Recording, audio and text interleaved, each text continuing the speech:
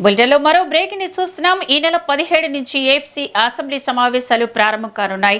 4 రోజుల పాటు అసెంబ్లీ సమావేశాలు జరగనున్నాయి. 6 అంశాలపై సభలో చర్చించాలని ప్రభుత్వం యోచిస్తోంది.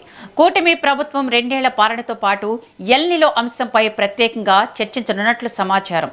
సమావేశాల నేపథ్యంలో మంత్రులు అప్రమత్తంగా ఉండాలని సీఎం చంద్రబాబు ఆదేశించారు. ఈ నెల 17న ఉదయం 9 గంటలకు ఏపీ అసెంబ్లీ సమావేశాలు ప్రారంభం కానుండగా ఉదయం 10 గంటలకు శాసన మండలి సమావేశాలు ప్రారంభం కానున్నాయి.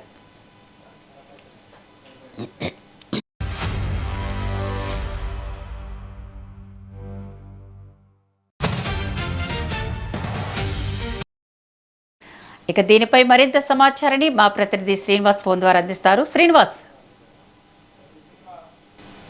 ఈ నెల 17వ తేదీ నుంచి 4 రోజుల పాటు ఆంధ్రప్రదేశ్ అసెంబ్లీ సమావేశాలు జరగనున్నాయి. అసెంబ్లీ సమావేశాలకు గవర్నర్ గెజిట్ నోటిఫికేషన్ జారీ చేయడం జరిగింది. ముఖ్యంగా చూసినట్లయితే గనక కూటమి 2 ఏళ్ల పాలన ఎలినోపై కూడా ప్రత్యేకంగా చర్చించాలని కూడా నిర్ణయించడం జరిగింది. అలానే మంత్రులంతా కూడా రాష్ట్రంలో ఉన్నటువంటి సమస్యలు వాటిపై కూడా అప్రమత్తంగా ఉండాలని కూడా సూచించడం జరిగింది.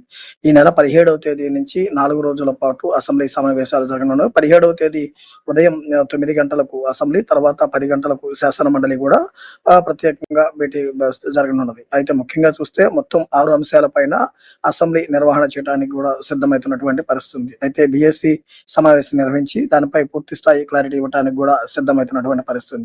అంటే ముఖ్యంగా చూస్తే ఈ నెల 17వ తేదీ నుంచి 21వ తేదీ వరకు 4 రోజుల పాటు అసెంబ్లీ సమావేశాలు నిర్వహించనున్నారు. అసెంబ్లీ సమావేశాలలో ఈ 2 ఏళ్ల పాలన పైన ఎటువంటి అభివృద్ధి అంశాలు జరిగాయి అనేది చర్చించడానికి ప్రభుత్వం సిద్ధం కావడం జరిగింది. ఇక వారితో పాటు ఎలినోవో సమస్యపై కూడా ప్రత్యేకంగా దృష్టి పెడతాము.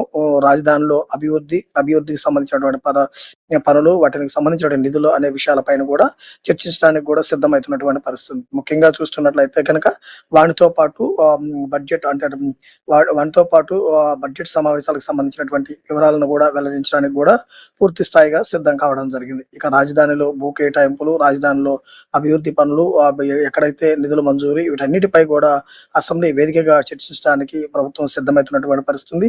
దీనికి సంబంధించి ఇప్పటికీ ఏర్పాట్లు కూడా ప్రారంభించడం జరిగింది.